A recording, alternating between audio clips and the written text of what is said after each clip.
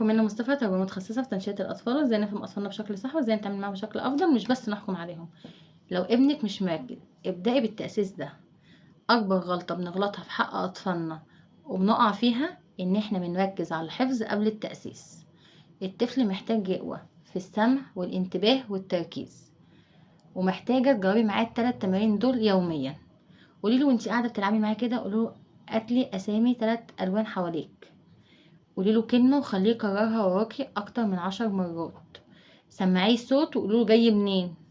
التمارين دي على قد ما هي بسيطة، على قد ما هي بتبني مهارات التعلم عند الأطفال، وكل ما كان التأسيس قوي كان التعلم عند الأطفال أسهل.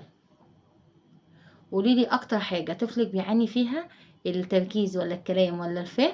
ومتنسيش تعملي لايك وشير وسبسكرايب للقناة عشان يوصلك كل جديد، وتفعلوا زر الجرس تحت.